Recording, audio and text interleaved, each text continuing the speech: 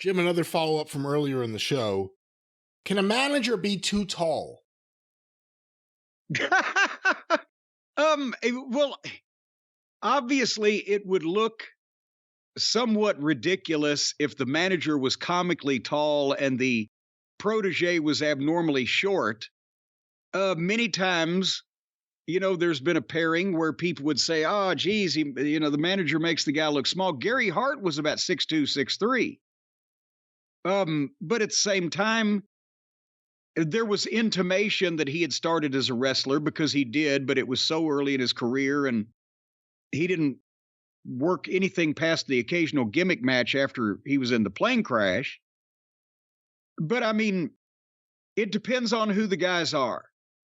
For example, Bulldog Brower was like a short, squat guy. He probably was 5'8", 5'9", but he was 300 pounds. It just depends. But a giant, when I used to do the in-ring interviews just as an announcer / authority figure in Ring of Honor, and I would be interviewing some of the guys, I'd realize, my God, I'm standing next to the Ring of Honor world champion and I'm 6 inches taller than he is. That sometimes was a visual that I would have liked to have got away from, but I was trying to spread my feet out as best I could, and I couldn't make the fucking guys grow any taller. Should there be a height limit on commentators and announcers? And again, if a guy's really good at what he does, then fuck, just don't stand him next to somebody or give him a box on pre-tapes or whatever. But it is, remember Craig Johnson did Global Wrestling in Dallas for a while? He was like 6'4". He was good too. I liked him. Yeah, he did a good job, but he was very large. And what was it? Scotty the Body Raven, when he was still Scotty, was that he had the line, "You're the biggest Johnson I've ever seen."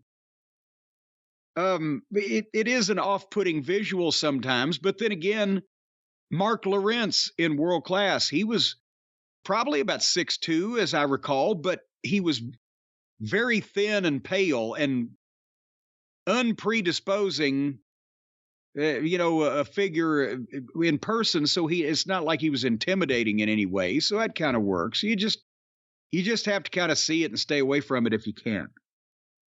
Mark Lawrence is pretty fascinating just because there's a blandness that is so genuine. Yes. That other commentators have never had.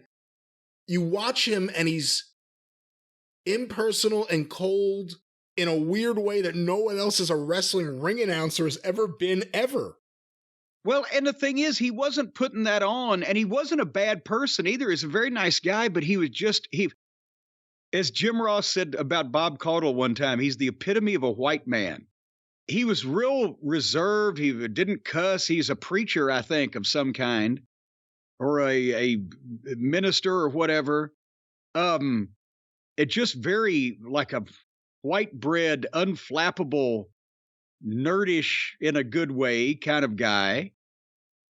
It was not, I don't know how he got involved in the wrestling business, but yeah, Mark was, and I don't say was, I guess he's not dead, but I haven't worked with him in a while, so I'm talking about memories, was.